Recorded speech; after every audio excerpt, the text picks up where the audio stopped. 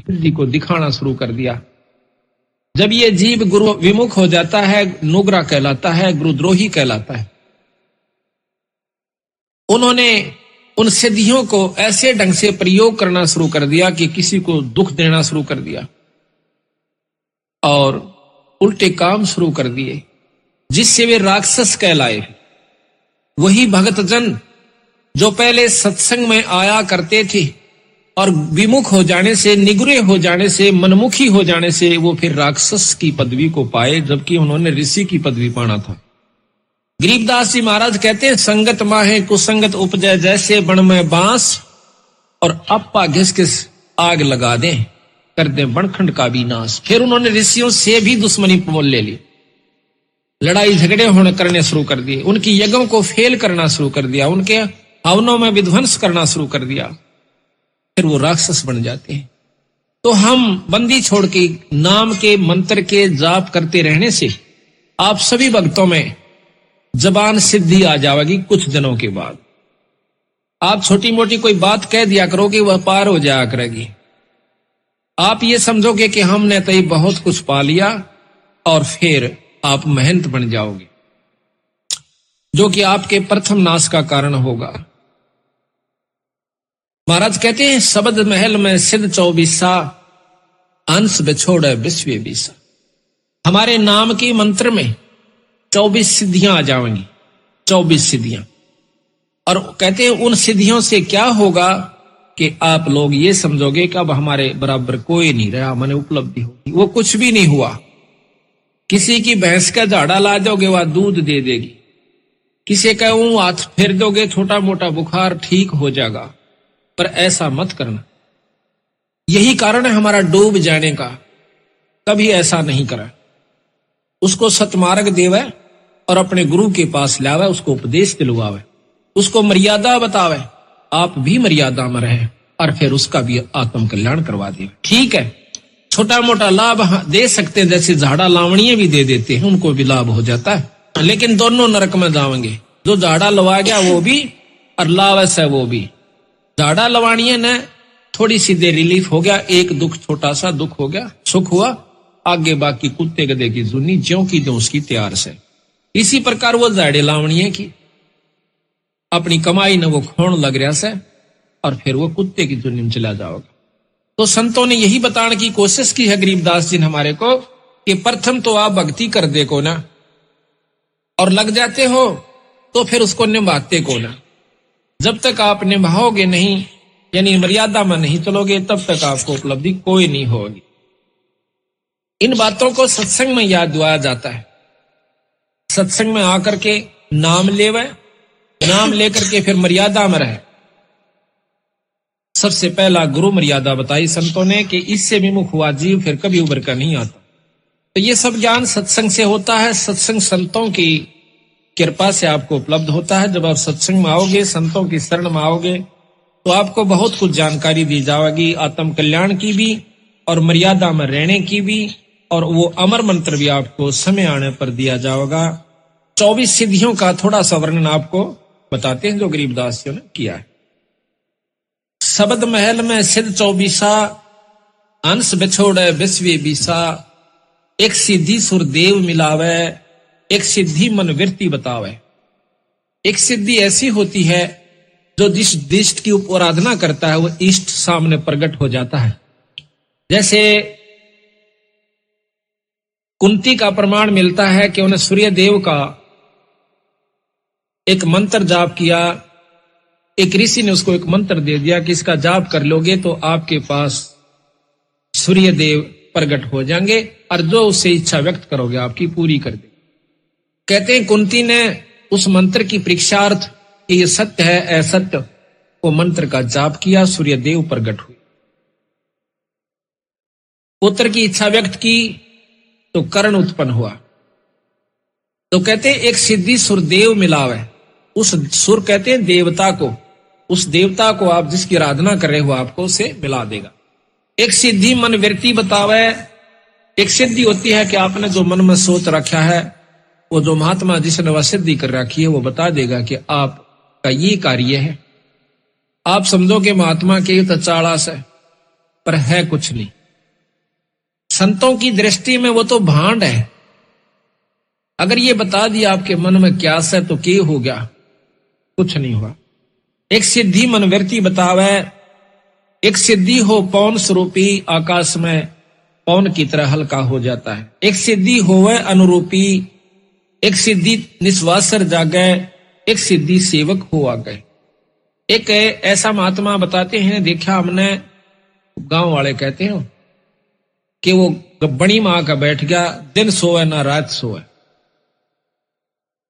हमने लोग का देखा कि वो हमने सोता नहीं देखा, अब आसन पर बैठा रहा। लोग का देखा कई दिन तक कोशिश करी, 15-20 दिन, तो कहते हैं उसका फिर मंदिर बन गया, पूजा होने लगी, महात्मा के कमाल है। तो कहते हैं एक सिद्धि निस्वासर जागे, एक सिद्धि सेवक हो आ गए। जो भी आप मनोरथ पूर्ण चाहोगे वो सिद्धि आपकी पूर्ण कर देगी। एक सिद्धि ऐसी हो, एक सिद्धि सुरगापुर ध्यावे, एक सिद्धि सो जब सब गठछावे, एक सिद्धि सब सागर पीवे, एक सिद्धि जो जुग जुग जीवे। एक सिद्धि ऐसी हो जाती है जो सारे सागर को पी जाती है। कहते हैं अगस्त ऋषि ने, एक अगस्त ऋषि था, उसने 2.5 घूंट में सारे समंदर को पी लिया था।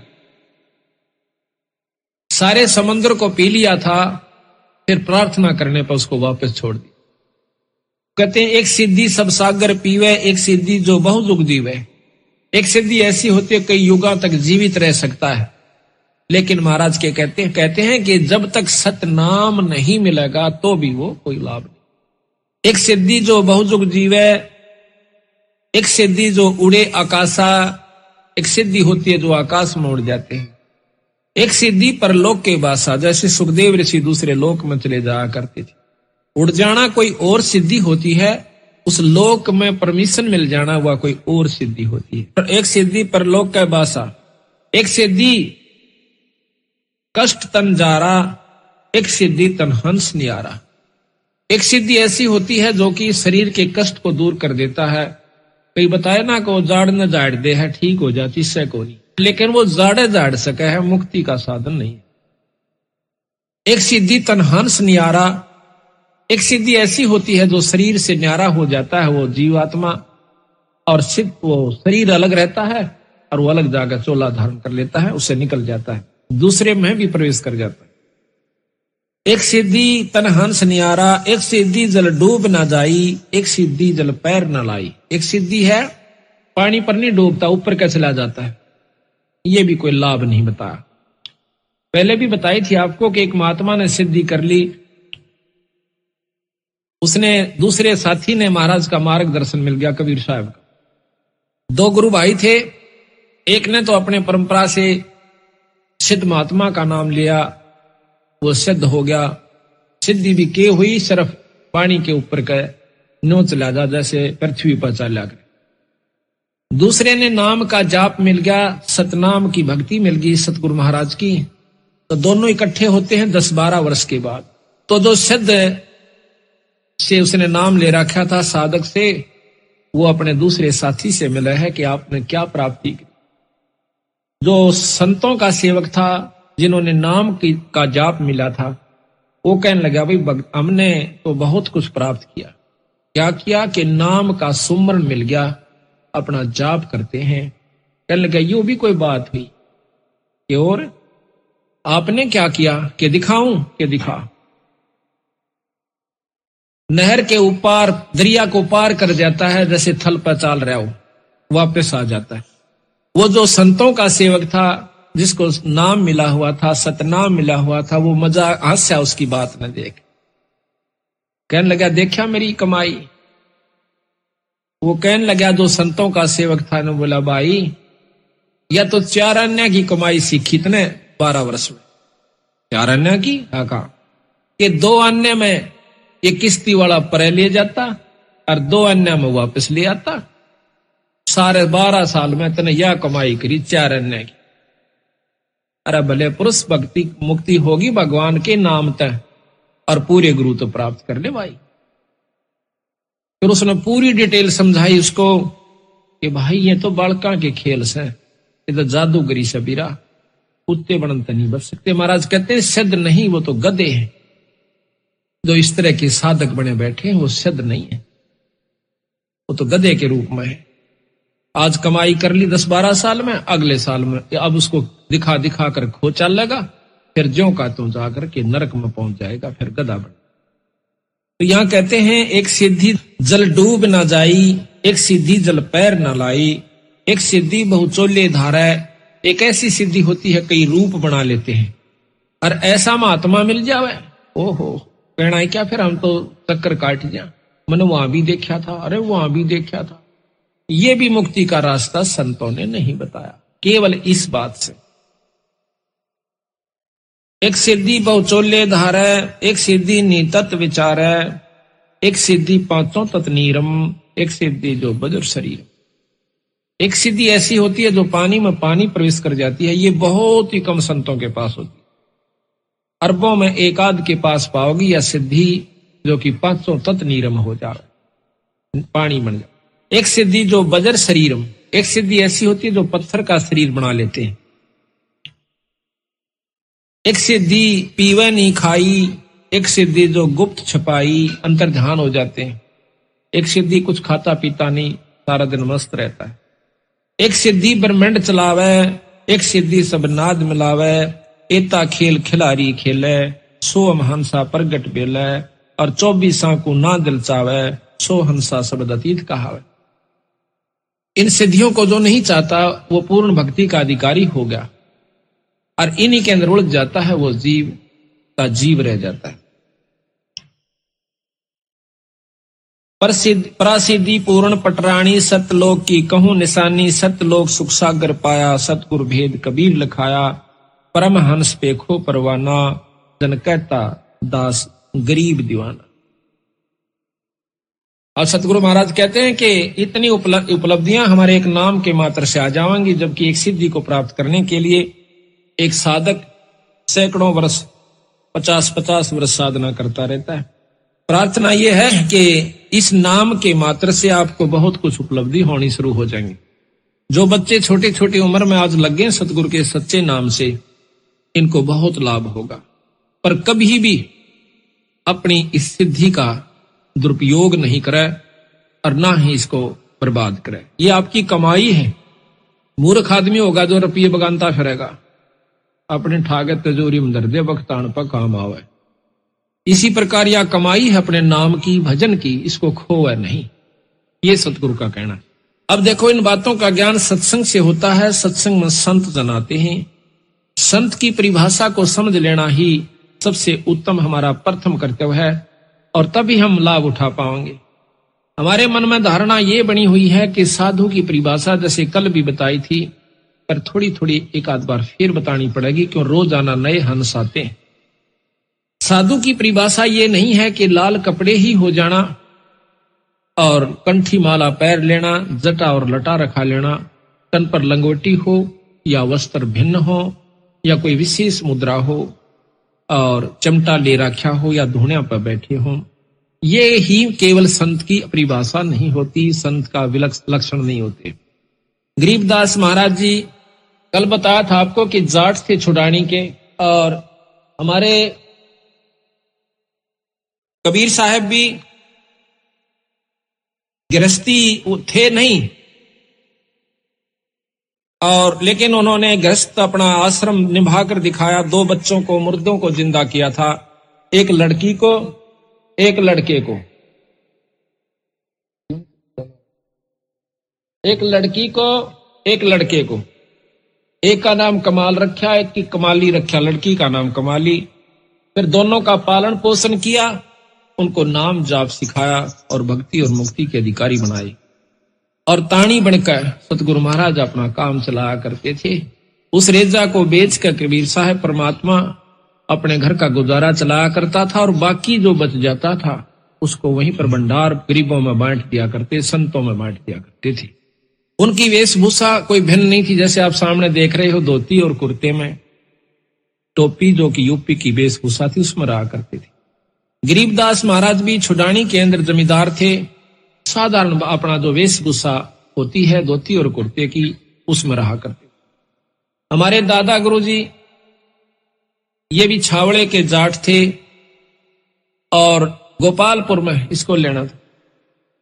गोपालपुर में इनका आश्रम बना हुआ है। इन्होंने कभी लाल वस्त्र नहीं धारण किए। इससे पहले भी हमारे गरीबदास बेख में कोई लाल कपड़े नहीं पहना करता था।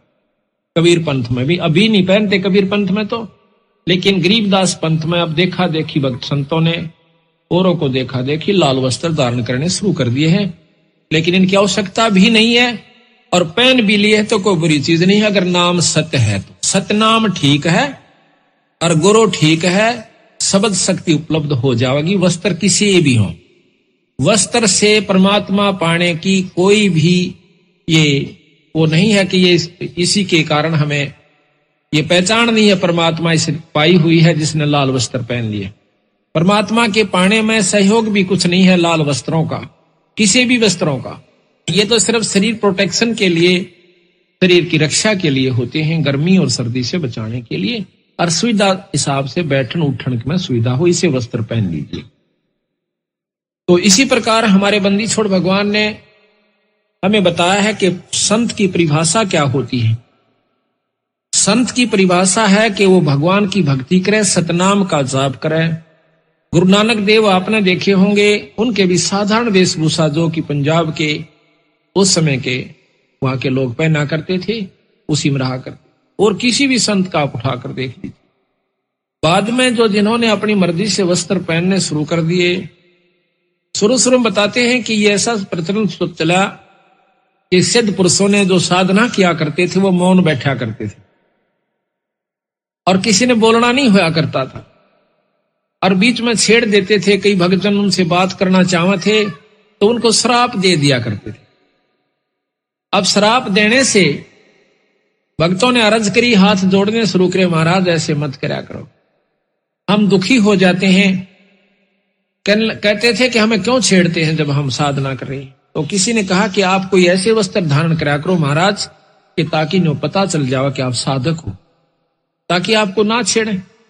तो इन्होंने लाल वस्त्र अपने पहनने शुरू कर दिए। पहचान होगी कि ये साधक है, साधना कर रहा है। उसको कोई नहीं छोड़ता था, ना बोलते थे। अब उसकी दूसरा इसमें फला ये भी है कि उस समय ये गेरवे कपड़े जो है मैले कम होते हैं, सफेद कपड़े ज्यादा मैले होते हैं, वो बार बार धोने पड़ते हैं। इसको लेकर भी संतों ने अपने लाल वस्त्र पहनने शुरू कर दिए। बाकी वस्त्र की परमात्मा पाने में कोई सहयोग नहीं है, केवल अपनी सुविधा जैसी भी शरीर प्रोटेक्शन, बॉडी प्रोटेक्शन यानी शरीर की सुरक्षा के लिए किसी भी वस्त्र पहनिए, पर मर्यादा ठीक हो, नियम ठीक हो, आपकी आस्था ठीक हो, आपके विचार ठीक हो, भक्ति आप कीजिए, किसी व्यवस्था में कीजिए। आप खेत में काम करते हुए कीजिए, आप घर पे काम करते हुए कीजिए, आप अपने दफ्तर में कीजिए, अपनी दुकान पर कीजिए, अपनी मजदूरी कर रहे तो कीजिए। ईश्वर के नाम का जाप करने से आपके अंतःकरण के अंदर एक तो सफाई आवेगी। जो सेवा आप करते हो सत्संग में आकर के, इससे आपका अंतःकरण साफ होता है। कल भी आपको बताया था, लेकिन रोजाना थोड़ा थोड़ा दोहराना पड़ा है क्योंकि नए भक्तजन आते हैं।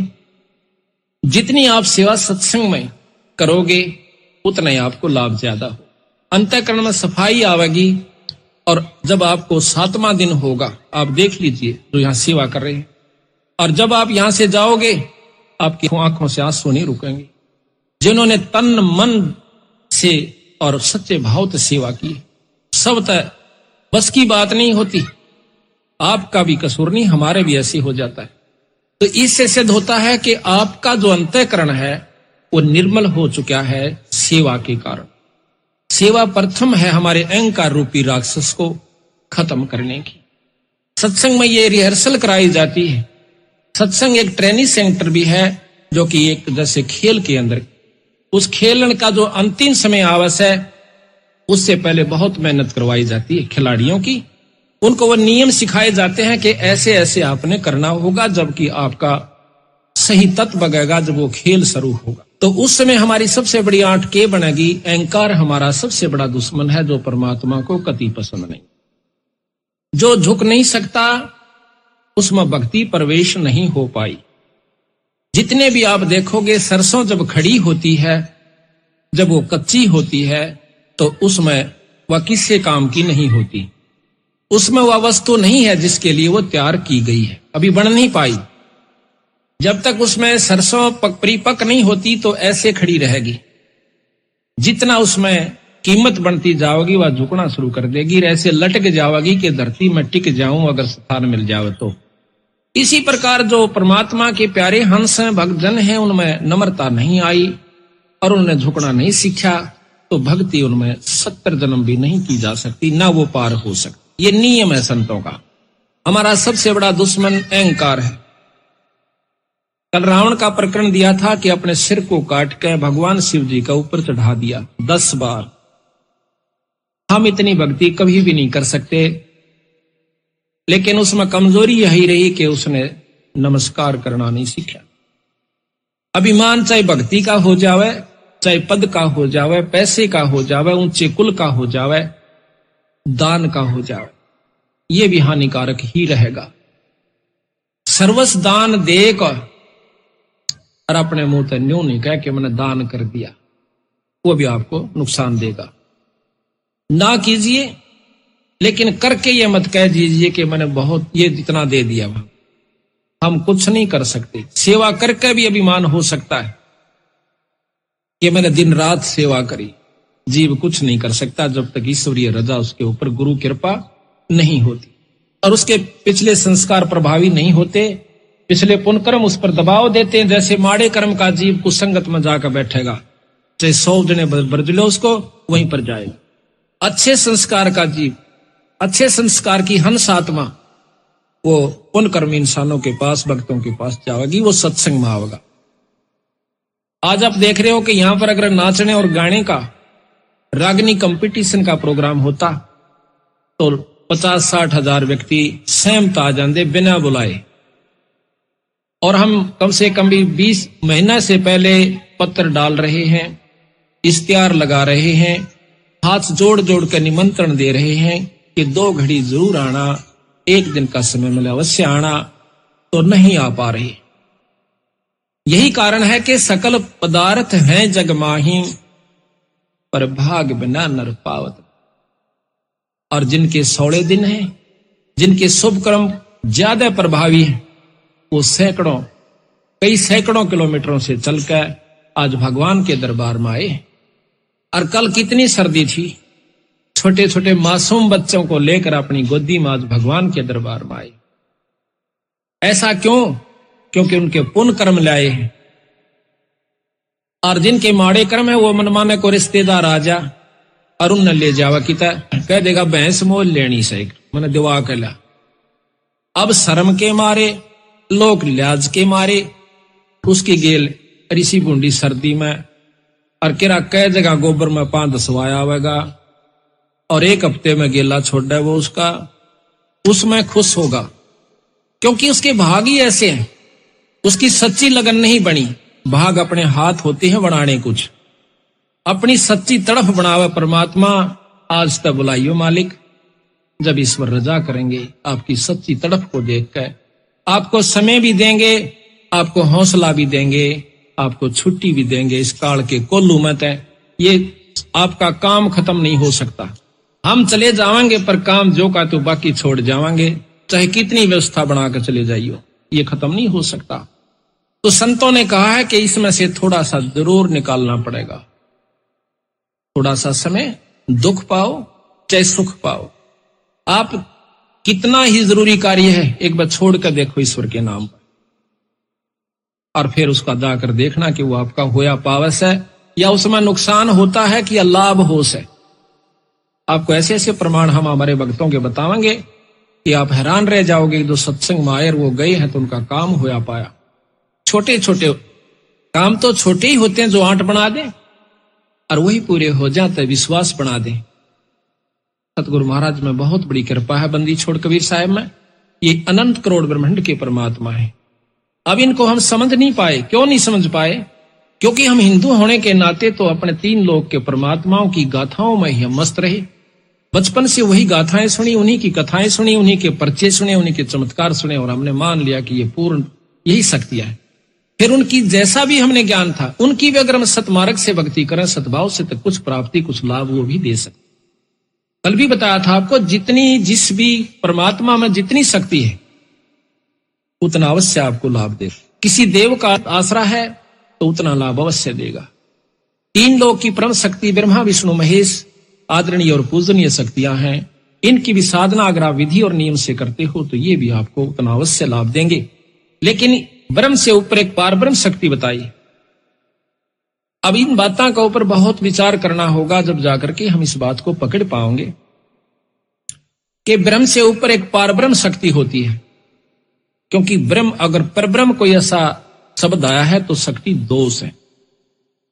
आखिर में विद्वान लोग कहते हैं कि परमात्मा एक है, दो नहीं है। परमात्मा एक है। परमात्मा की परिभाषा भी भिन्न है। परम कहते हैं श्रेष्ठ आत्मा, उत्तम आत्मा। परमात्मा विष्णु जी भी हैं, परमात्मा शंकर जी भी हैं, परमात्मा विष्णु भगवान भी हैं, ब्रह्मा जी भी। परमात्मा देवी अष्टंगी माई भी है और परमात्मा निरंजन ब्रह्म भी है, ज्योत निरंजन जिसे कहते हैं। पर इनसे परमात्मा एक परब्रह्म शक्ति है। परब्रह्म से ऊपर एक पूर्ण ब्रह्म परमात्मा है। परमेश्वर शब्द को आप ले लीजिए, ईश नाम मालिक का होता है, ईश बहुत है। उसके बाद ईश्वर, उस ईश से भी श्रेष्ठ शक्ति, वर श्रेष्ठ को भी कहते हैं, वर पति को भी कहते हैं। उस परमात्मा यानी ईष्ट भगवान का भी, ईश का भी ईश ईश्वर हुआ। फिर परमेश्वर यानी उस ईश्वर से भी एक परम शक्ति है जिसको परम ईश्वर कहा। जब परम शब्द लग गया है ईश्वर के साथ तो उससे बड़ी शक्ति है, उससे भिन्न शक्ति है। अब दादा और परदादा, दादा से ऊपर उसका पिता जो है परदादा कहलाता है। तो जब पूर्ण ब्रह्म आया है तो ब्रह्म इनकम्प्लीट ब्रह्म भी है, अधूरा ब्रह्म भी है कोई। ये जीव भी ब्रह्म है पर यह पूर्ण ब्रह्म नहीं। ब्रह्मा विष्णु महेश भी ब्रह्म है परंतु पूर्ण ब्रह्म नहीं है। ज्योत निरंजन भी ब्रह्म है पर यह पूर्ण ब्रह्म नहीं, पर हमसे उत्तिष्ठ है, जीव से उत्तम शक्ति के ब्रह्म है। इनसे ऊपर कबीर साहब ने, गरीबदास जी ने बताया कि एक पूर्ण ब्रह्म शक्ति, परब्रह्म से ऊपर एक पूर्ण ब्रह्म शक्ति और है। तो उस पूर्ण ब्रह्म शक्ति को लेकर के हम चलते हैं। उस पूर्ण ब्रह्म भगवान का, सतपुरुष का, जो कि सतलोक में रहता है, उसका हम जाप करते हैं। उसके पाने की विधि भिन्न है। दूसरे साधन जो हम देखते हैं, कोई तप करता है, कोई जप करता है, भिन्न नामों का। सब कहते हैं परमात्मा एक है, परमात्मा का नाम भी एक ही है। बाकी उसके जो विशेषण शब्द और चीज होती है, पर असली नाम जो उसका वो कोई और है। जैसे हम राम राम कहें, राम नाम जपण का नहीं बताया संतों ने। कोई कहता है भाई राम नाम ले ले, भगवान का नाम लिया, ले ले भाई, दुखी बहुत से।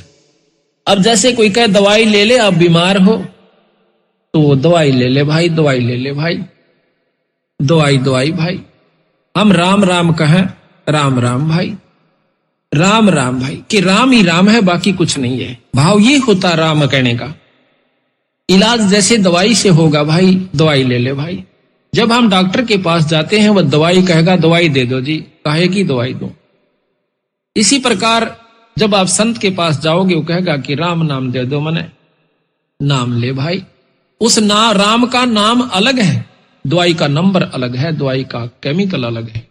इसी प्रकार जिस भी इष्ट का वो उपासक, इसी प्रकार तन और मन से आश्रित होकर उस बताए गए गुरु के वचन पर डट कर आप उसकी साधना करते हो तो आप भगवान शिव की प्राप्ति कर सकते हो। दर्शन हो जाना कोई बड़ी बात नहीं होती। अब यहां पर इतना लंबा विवरण है इस एक उपलब्धि को पाने के लिए। किसी भी इष्ट का दर्शन हो जाना कोई बड़ी बात नहीं है, लेकिन वह स्थान पाना, अमरत्व पाना, ये अलग भिन्न वस्तु है। कहते हैं 108 जन्म पार्वती माता के हो लिए थे। 108वें जन्म में नारद जी मिलते हैं, कहते हैं हे माई, हे सती जी, आप अभी जन्म और मरण के चक्कर से नहीं बच पाई। वो कहने लगे भाई कि ऋषि जी, जन्म और मरण का चक्कर खत्म हो सकता है?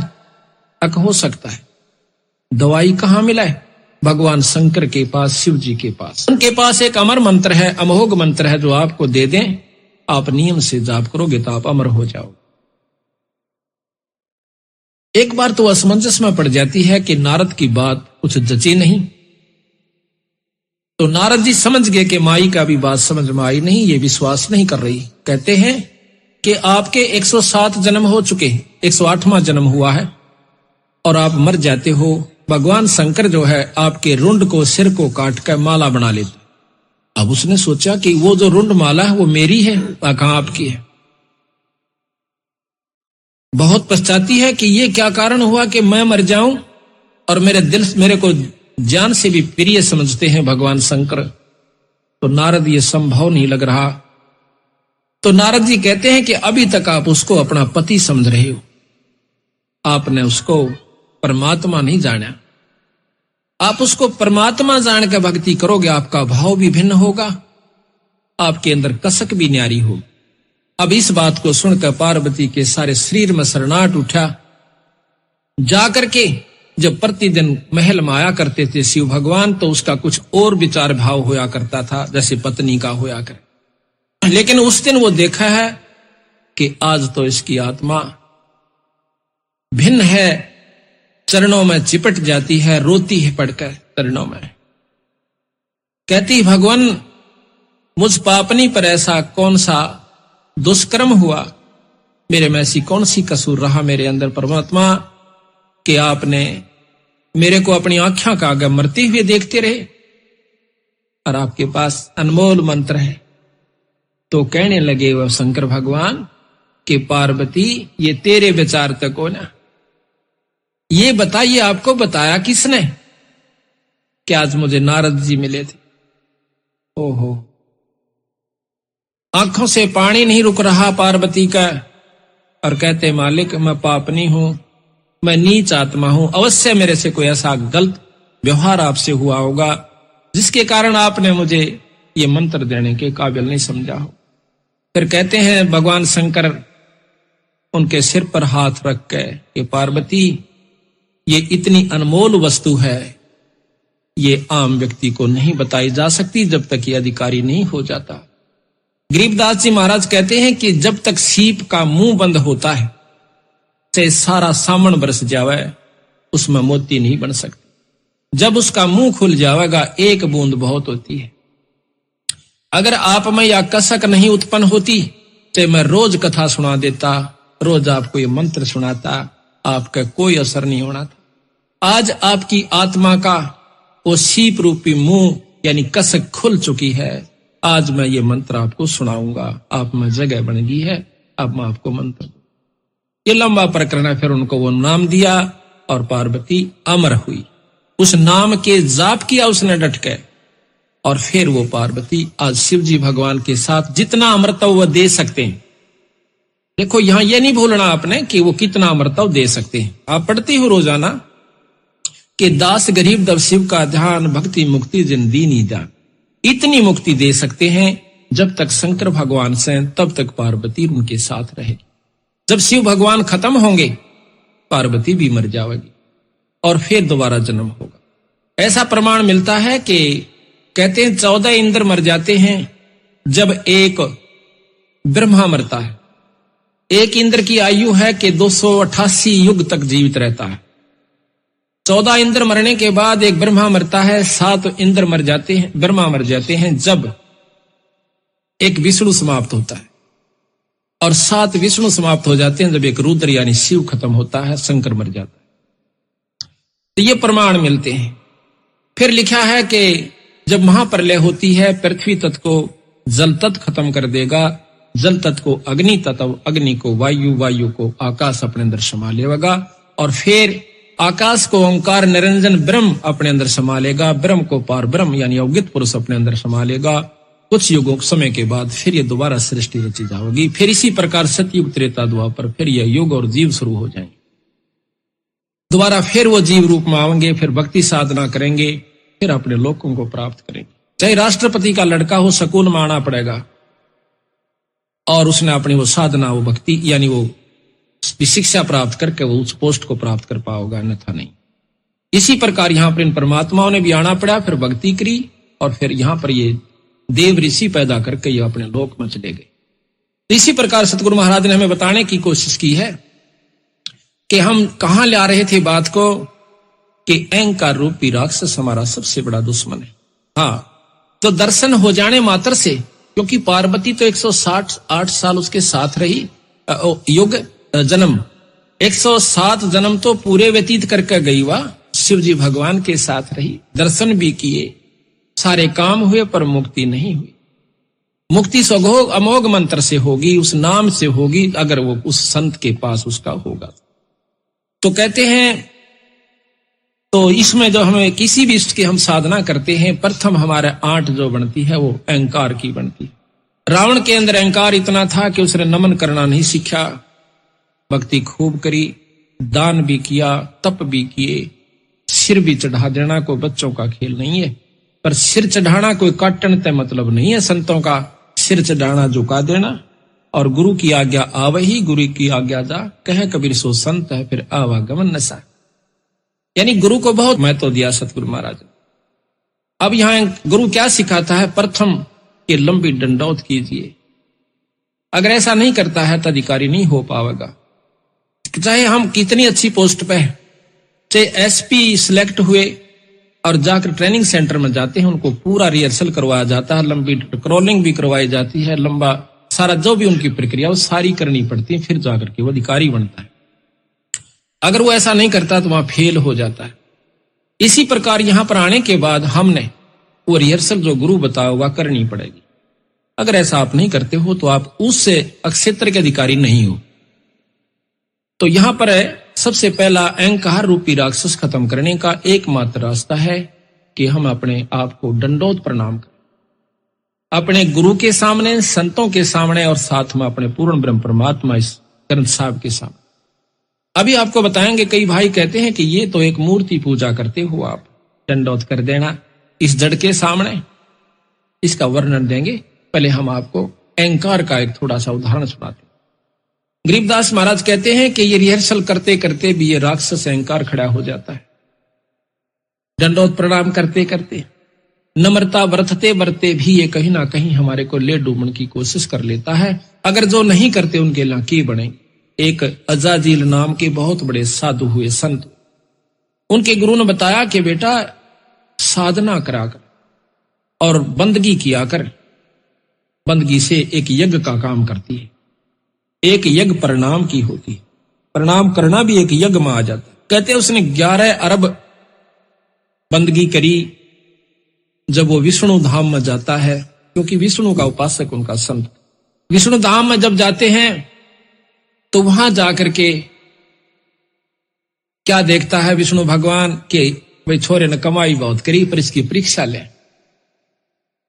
कहता है आओ संत जी। भगवान विष्णु कहते आपने तो बहुत ज्यादा कमाई की। कहा महाराज बहुत हुई। भाई एक काम करें, क्या कि आप अपनी शक्ति से एक मनुष्य बनाइए। कि मैं बना सकता हूं? आप बना सकते हो। कैसे? आप कहो कि मनुष्य भव है। उसने फट कहा मनुष्य भव है। एक 16 साल का जवान लड़का बहुत खूबसूरत और बन जाता है और साथ में खड़ा हो जाता। कहता अजाजील तेरा परम साधन है कि आप इसको नमस्कार कीजिए। अब अजाजील हैरान हो जासे कि इसको मैं दंडौत करूं, ये तो मेरा पैदा किया हुआ से, ये तो मेरा पुत्र हुआ, मैं नहीं करूंगा। अब विष्णु भगवान ने सोचा या इसकी करी कराई कमाई खत्म होने लग रही से बेचारे की। कहने लगा बेटा नमस्कार करना चाहिए। बहुत उदाहरण दिए। कहते हैं कि मेरे भृगु ने लात मारी थी, मेरा के बिगड़ गया रहे। नम्रता नहीं खोनी चाहिए, संत ने संतता नहीं छोड़नी चाहिए। क्या तेरी कमजोरी से अजाजी? अब कुछ भी को महाराज ये भाषण में बहुत सुन रहा, ये प्रवचन मैंने गणे सुन रहा। ये अहंकार रूपी राक्षस अंत समय में भी खड़ा हो गया, जबकि उसने इतना अभिमान, इतना नम्रता पूर्वक इतनी बंदगी की थी। भगवान विष्णु ने सोचा कि इसकी करी कराई कुमाई जाओ बेचारे की। एक ऐसा द्वार बना हुआ था जिसमें झुक के जाना पड़ता था दूसरी तरफ में। उस लड़के को कहा कि आप परे चले जाइए। वो लड़का परे चला गया। कहने लगे आजा अजाजिल, इधर घूम का आते हैं, स्वर्ग दिखाऊं तुम्हें। अजाजिल विष्णु भगवान समेत मुकुट और चक्र सुदर्शन के ऐसे नीचा होकर के गर्दन झुका के और परली तरफ चला जाता, पर अजाजिल नहीं झुकता। कहने लगा मैं जानू हूं तू छलिया है, तेरे छल में को नहीं आऊं। अब वहां पर वो अहंकार इतना अकड़ गया, अब क्या करे। वो चाहते थे कि यू एक बार न्यू भी करके निकला मैं फिर भी इसने पास कर दूंगा, पर नहीं हो पाता। कहता जा बेटा तेरे कैसे 300 कूतरू आओ यहाँ पर और गधे की जुन्नी में जा। वहीं पर महाराज कहते हैं अजाजिल की बंदगी पल मां ही बहाई, एक पल में वह करी कराई कमाई उसकी सत्यानाश हो गया। तो इस प्रकार जब हम करते करते भी इतना अहंकार हमारे अंदर हो सके है, जो ना करते उनके लाके बनेगी, ये आप विचार कर लीजिए। तो हमने इस 5 तत्व के पुतले को 5 तत्व का ही जानना होगा। हम इसको शरीर मान बैठे, हम इसको अपना नाम देकर के संबोधित कर रहे हैं कि मैं वो हूं, पर हम ये है नहीं जो हमने दिख रहा है। ये 5 तत्व का पुतला माटी का है और माटी में मिल जाएगा। समय दूसरी बात से कब आवश्यक। कबीर साहब कहते हैं कि साथी हमारे चले गए, हम भी चालन हारे, भाई कागज में बाकी रही तात लागरी वारे। साथी हमारे चले गए, हम भी चालन वाले से, पर हमारे कागज में बरहरी से थोड़ी बहुत कमी, आप अड़त गोली हो जाएंगे। तो जब जाना यहां से और फिर कमाई नहीं बनी तो भाई कोई फायदा नहीं, यहां पर चाहे चक्रवर्ती राजा होकर चला जा। गरीबदास जी महाराज कहते हैं पृथ्वीपति चकवे गए जिनके चक्र चलंत, रावण श्री के कौन गए इसे जालिए अनंत। जिन्होंने सतमार्ग नहीं पाया, जिनको पूरा गुरु नहीं मिला और सच्चा मार्गदर्शन नहीं हुआ और डट कर भक्ति नहीं बनी, तो कुछ काम नहीं आओगा। यहां पर चाहे सारी पृथ्वी पर राजा होकर चला जा। गरीबदास जी महाराज कहते हैं कि अगम निगम को खोज ले तू बुद्धि विवेक विचार, उदय अस्त का राज मिले तो बिन नाम बिगार। उदय अस्त जहां से सूर्य उदय हो और अस्त जहां छपाए, अर्थात सारी पृथ्वी का राजा भी हो जाए, अगर भक्ति नहीं बनी तो ये राज भी बेगार होती है। बेगार को बहुत अच्छी तरह समझते हो, जिसमें अन्ना एक मिलानी डोड़ गणी हो, उसको बेगार कहते। तो इसी प्रकार संत आकर के हमें बार बार समझाने की कोशिश कर, जैसा आपको सबसे पहले बताया था कि ये संतों की कृपा से हमें ज्ञान होता है और गुरु का इसमें सबसे बड़ा महत्व सतगुरु महाराज। प्रथम तो हम भक्ति मार्ग पर लगते नहीं, और लगते हैं तब मनमुखी हो जाते हैं। मनमुखी होने तब बात नहीं बनती। अभी आपको बताया था कि जो साधक थे वो मनमुखी हो गए, वो राक्षस बन गए। अपने हिसाब से साधना करनी शुरू कर दी, अपने हिसाब से चलना शुरू कर दिया, जिसके कारण वो अपनी भक्ति को भी नष्ट कर गए और अपने आप को सत्यानाश करके चले गए। उस समय उनको महसूस नहीं होता, उस समय तो वह सोचते हैं तू बहुत कुछ कर रहा है। तो इसी प्रकार हम आपको विशेष रूप से समझाने की कोशिश करेंगे, क्योंकि हमारा कोई स्वार्थ नहीं है आपसे, परमार्थ जरूर है। हमने इस बात का पता चला तभी हम इस मार्ग को अपनाया और इस रास्ते को अपना करके चले, और जिसका परिणाम यह हुआ कि आज 10-15 हजार भक्त आत्माएं जो कि कति नरक में डूबी हुई थी, आज सतगुरु शरण में आकर आज उनकी फुलवाड़ी सी खिली हुई से सारे परिवार की। दारू छोड़ दी उस परिवार ने, हुक्का तमाकू सिगरेट छोड़ दिया। जिनके माता पिताजी आकर के दारू पी के आया करते थे और बच्चे कोना में लुक जाया करते थे, उसकी मां ने कुट्या करता था, बच्चे आगा जंगे उनका बेराना कित थप्पड़ मार दिया करता, होठ सूज जाया कर।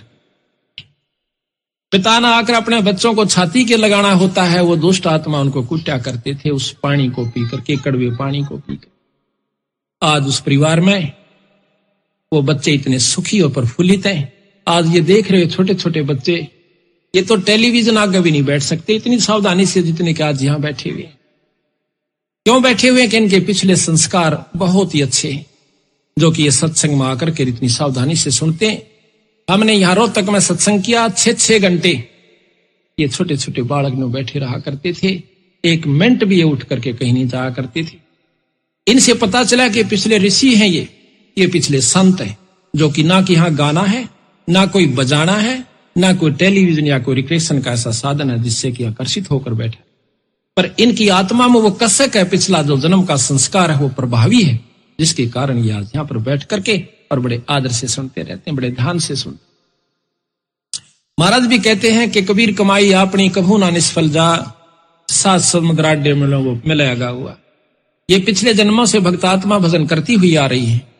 जिसने आज 60 साल का हो लिया रीबता, इन्होंने सोची भी नहीं है कि भक्ति करया करें, उसने अभी तक भक्ति रूपी नाम रूपी बीज बोया भी नहीं सहे। इसी युग में भी चौथा युग में आ चुके हैं, और जिन्हों के बचपन में नाम मिला है इन भक्तात्माओं के, इन बच्चों को, तो इनके पिछले युगा युग के संस्कार, युगा युगा की भक्ति भी जिन्होंने बो रखा है, और इनका ये सफल करके चले जाओ।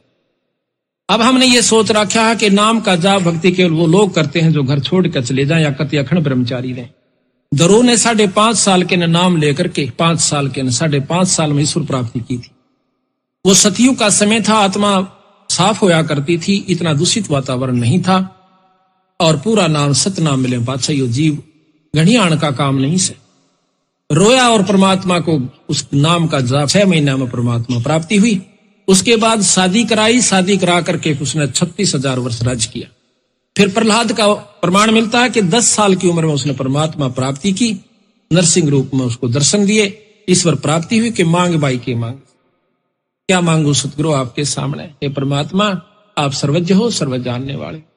तो कहते हैं फिर धरु प्रहलाद ने भी अपना ब्याह करवाया और भक्ति करके अपने इष्ट प्राप्ति की और राज किया। प्रहलाद का पोता राजा बलि था, प्रहलाद का लड़का बैलोचन हुआ, और पोता राजा बलि था जिसने बहुत अच्छा यज्ञ किए, जिसमें भगवान ने भी आकर के उनसे सामने प्रकट होकर के दान लेना पड़ा। तो इस प्रकार परमात्मा की भक्ति वही जन कर सकते हैं जो कि पीछे करते आ रहे। गरीब भक्ति बंदगी दीजिए जोगन जोगन जगदीश, और मैं लखों अलेख को अदर मुकट धर से, गृह बे लोक अलोक चाऊं नहीं, इच्छा नहीं अचूक, अदली आद कबीर के चरण कमल की भूख। कहते हैं मैंने तो बंदी छोड़कर अपने परमात्मा सतपुरुष कबीर साहिब की चरणा की भूख से। गरीब अवगत कहो अदली कहो, अदली अविगत एक, भक्ति हेत हितकार करे चोले धरे अनेक। गरीब बांदी जाम गुलाम है, खाने जाद खरीद, अनहदपुर में ले गए मिले दीद बर दीद। तो इस प्रकार जब हम संता की शरण में आते हैं तो हमें लाभ मिलता है। तो पहली कड़ी आपको बताई थी कि गुरु होता है। अब आपको एक थोड़ी सी कथा सुनाएंगे, बहुत विस्तृत, और जिसके अंदर आपको कई शिक्षाएं मिलेंगी। ये कथाएं कैण सुनन की कोना, कल भी आपको बताया था ये बात कैण सुनन की ना से कर पाड़ने की है। अभी आपको कबीर साहब के कबीर सागर, जो कि बहुत बड़ा ग्रंथ है, उसमें आपको सुनाएंगे और दिखाएंगे। वीर सिंह बघेला नाम का एक काशी का नवाब था। उसने अपने घर पर सत्संग करवा रखा था। तो सत्संग में भगत जन संत जन आए हुए थे। तो उन संतों ने आकर अपनी साधना यानी भक्ति भजन शुरू किया। बंदी छोड़ कबीर साहब भी वहां पर जा बैठे। उन्हीं सत्संगी यानी भक्त जनों के अंदर तो आप अपना जिसने जितना ज्ञान था प्रवचन कर रहे थे। कबीर साहब का असली उद्देश्य यही था कि अभी हम सतमार्ग दर्शन करें। जब तक इस जीव को सतमार्ग दर्शन नहीं होगा, यू भक्ति भी कर जाएगा, लेकिन वो वस्तु प्राप्त नहीं कर सकता जिसके लिए मनुष्य शरीर प्राप्त हुआ है। पहले तो आपको मौखिक सुनाता हूं, फिर इसमें मोटे मोटे आपको उदाहरण सुनाऊंगा। तो वहां पर नामदेव जी और भी कई संत आए हुए थे। तो कबीर साहब उनके बीच में जाकर बैठ जाता है। कोई आप अपनी साधना विशेष बता रहे थे, कोई राम का जाप, कोई कृष्ण का जाप, कोई निर्गुण परमात्मा की भक्ति जैसे भी उन्हें ज्ञान था वो बता रहे थे। कबीर साहब को कहने लगे कि आप भी सुनाओ भगत जी। बंदी छोड़ते एक साधारण से भेष में, जैसा भी यूपी का वेशभूषा थी उसमें बैठे। वो कहने लगा भाई की सुनाऊं, आप तो महान विद्वान सो, मैं क्या सुना सकता हूं आपको। अगर नहीं कुछ तो जरूर सुनाओ, आप आए हो, आप विद्वान लगते हो। अगर नहीं विद्वान नहीं, मैं तो अनपढ़ हूं। कोई बात नहीं, अनपढ़ भी तो परमात्मा के साधक हो। तो सतगुरु महाराज फिर सुनाना शुरू करते हैं। जैसा कि मैंने अभी आपको बताया था कि राम कृष्ण तीन लोक के परमात्मा है। ब्रह्म पुराण आप पढ़िए, ब्रह्म पुराण के अंदर ब्रह्मा पुराण में लिखा है कि भगवान ब्रह्मा प्रजापिता से ये सारी सृष्टि उत्पन्न हुई। शिव और विष्णु भगवान इन्हीं की उत्पत्ति। तो शिव पुराण में आप देखिएगा कि शिव जी से ये दोनों देवता उत्पन्न हुए, ब्रह्मा और विष्णु जी। विष्णु पुराण में आप देखिए कि ब्रह्मा और शिव की उत्पत्ति विष्णु भगवान ने ही की।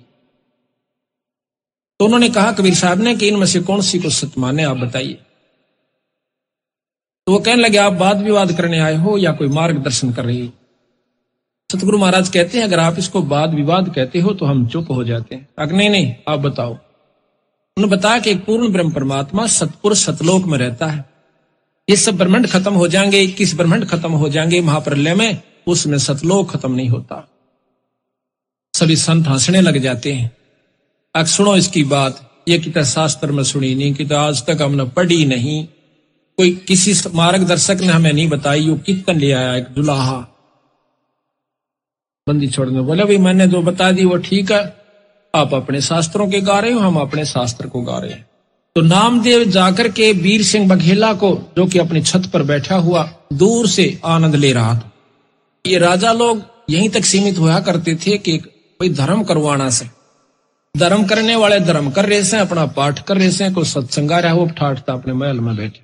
ये कोई भजन और भक्ति और सत्संग नहीं होता, ना धर्म होता। तो नामदेव जाकर कहने लगा महाराज एक बेरानी किया रहा सिरफरानियों का है, इस राम कृष्ण तो बहुत छोटी शक्ति है, इनसे ऊपर एक और बड़ी शक्ति।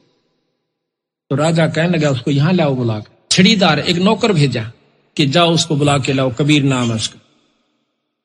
वो छड़ीदार यानी वो सेवक जाता है, कबीर साहब को कहता है कि आपको राजा याद करे। कबीर साहब कहने लगे भाई ना तो मैंने राजा की आवश्यकता, ना मैंने दान धर्म कोई उनसे उपासना, वो क्या नाम है धन उपार्जन करना। हम तो भाई 2 रोटी दाल रोटी खाने वाले से कि तो मिल जा ठीक से, अगर गरज है तो राजा यहां आ जाओ। अभी यहां पर यह नहीं समझना कि कबीर साहब ने अभिमान किया, अभिमान तोड़ने के लिए किया। राजा को जाकर छड़ीदार ने और 2 बात फालतू लगाई कि महाराज वो तो आपकी बात भी नहीं सुनता, कहता यहां आ जाए अगर उसको गरज है। राजा कहने लगा नामदेव भी चढ़ गया, देखा जी। राजा कहता है कि नामदेव वो संत है, कोई भांड होता ना भिखारी, राजा बुलावे और संत ना आवे। ने सोचो मेरा ना जोड़ी भर देगा, तेरी बात जाता, लेकिन उसने देखा भी नहीं हमारी तरफ। मैं चलूंगा भाई। तो अपने घोड़े हाथी सजवा कर और आता है सज दज कर। कहते हैं कबीर साहब के धर्मदास जब राजा नजदीक आया तो मैंने एक सिद्धि दिखाई, जमीन से 1.25 हाथ ऊपर अपना आसन कर लिया। 1.25 हाथ ऊपर मैं जैसे जमीन पर नहीं हूं, 1.25 हाथ ऊपर बैठा हूं। राजा इस क्रिया को देख कर एकदम अचंभित हो जाता है, आकर के लंबी दंडौत प्रणाम कर, फिर उनसे ज्ञान पूछता है। ज्ञान पूछ करके फिर हम उसको बताया, वो बहुत प्रभावी होता है। कहता है मुझे नाम दे दीजिए। कहने लगा भाई चलो कोई बात। घर चले जाते हैं, उनको उपदेश दे दिया, सारे परिवार ने नाम लिया। नाम लेकर के जब उसने 2-4 साल हो गए अपनी भक्ति करते हुए, एक दिन फिर बंदी छोड़ जाते हैं। बहुत कुछ बातें चली तो कहने लगा महाराज मेरी भक्ति अब बहुत होगी। अगना बेटा अभी तो शुरू भी नहीं हुई है कि हैरान रह गया वीर सिंह कि महाराज 4 साल हो गया, आपने मेरे को नाम भी दे रखा, सार नाम भी दे रखा। बेटा, नाम और सार नाम कोई और चीज है, आपको सार शब्द और बताना है। वो कहने लगा महाराज वो सार शब्द कैसा होता है कि बड़का खेल को नहीं, कि यू ऐसे बताने का हो से। कहते अति अधीन दीन हो प्राणी, जाको कहिए या अकथ कहानी। एक सार नाम, पहले सतनाम होता है, फिर सार नाम होता है, फिर सार शब्द होता है। जब तक सार शब्द गुरु से नहीं मिलेगा तब तक वो जीव भी मुक्त नहीं हो सकता। इतनी लंबी प्रक्रिया इस काल से छुटवाने की सतगुरु महाराज ने बताई, और हम इसको बच्चों का खेल सकते। तो महाराज मैंने सार शब्द दे दो, ताकि इसीलिए आया। एक काम कीजिए कि क्या महाराज, आपके गांव में, आपके नगर में एक ब्राह्मणी रहती है, विधवा, और उसके पास एक धोती है, उसको ले आइए। और क्योंकि मुझे धोती एक साफ कपड़े की आवश्यकता पड़ेगी जब मैं आपको नाम दूं, और धोती भी वो लाना जो उसने अपने आंगन में एक कपास की बाड़ी के पौधे बोए, कपास के उस बाड़ी के अंदर, और उस कपास के पौधों को गंगा जल से अपने सिर पर मटके ला के सींचा, और सींच के उनको तैयार किया। तैयार करके अपने हाथ से काट के, यानी उसको लोडा, फिर काटा, काट करके वह धोती तैयार कर रखी है, वो लाना। अकाछा मारो ने सोची को एक आध गांव ले लेगी, गणा करेगी तो पर ले आऊंगा महाराज, पर नाम सार शब्द में लगा जब तुझे ये ले आओ। अब वो वीर सिंह बघेला अपने सर्वेंट नौकर को लेकर के 5-7 सिपाहियों को जाता है, जाके बता दिया कि महाराज आ रहे हैं। उसने आसन दे दिया, बिछा दिया, दूध का लोटा भर के लाई, महाराज दूध पी लो। कहने लगा बहन, दूध मैं जब पीऊंगा जब आप मेरी एक प्रार्थना स्वीकार कर लोगे। हुक्म करो परवरदिगार, आप तो मालिक हो प्रजा के, आपने प्रार्थना हुक्म करो कि मैं एक सार शब्द प्राप्त करना है अपने गुरु से, और वो मुझे जब मिलेगा जब मैं आपसे धोती ले जाऊं। कौन सी धोती महाराज? सैकड़ों धोतियां हैं, जो चाहो सो ले। कि वो धोती जो आपने ऐसे ऐसे तैयार की। वो कहने लगी महाराज यह धोती मैं नहीं दे सकती आपको। क्यों? क्योंकि ये मैंने अपने इष्ट जगन्नाथ के लिए तैयार कर रखी है, और इसमें मेरा एक एक प्रेम मेरे इष्ट के नाम पर प्रो रखा, मैं नहीं दे सकती। मेरा सिर काट दे, परिवार ने खत्म कर दे, देश निकाला दे राजन, या कौन तो ये मेरे भगवान की खातिर। अब ज्ञान हो चुका था, उपदेशी था। उपदेशी ना होता तो 2 मारता, दड़ाकर काट ले जाता उसमें, पर नहीं बोला। यही होता है ज्ञानी और अज्ञानी के अंदर अंतर हो जाता है जब सत्संगी हो जाता है। महाराज कहते हैं कि राजा योगी एक सुनो रे झुमकरा। जिसके घर में, जिसके अंतःकरण में तत्व भेद हो जाता है, उसमें राजा में और योगी में कोई अंतर नहीं रहता। तो उस समय मायूस होकर ने बोला बहन मेरे खोटे कर्म से बहुत दुष्ट आत्मा सु मैं। प्रथम तो राम नाम की सोचो नहीं था, और ये सोची है तो मैंने अब फिर मेरा जीवन अधूरा रह गया। आंखों में आंसू भरे आया और उठकर चल पड़ता है। आके बंदी छोड़ से कहता है सतगुरु महानीच आत्मा सु मैं। क्या बात हुई भाई? कि महाराज ऐसे ऐसे उसने कहा कि ये धोती मैं अपने इष्ट के लिए तैयार कर रखी है, मैं आपको नहीं दे सकती, चाहे सिर काट दो। बंदी छोड़ महापापी जीव सो हो सकता है किसी जन्म में फिर सूत बैठे। ऐसे कर बैठ जाता मायूस होकर सतगुरु के चरणों में। बंदी छोड़ कहते हैं कि ये शर्त मैं अपनी वापस लेता हूं भाई, पर थोड़ी सी एक मदद और कर दे। क्या?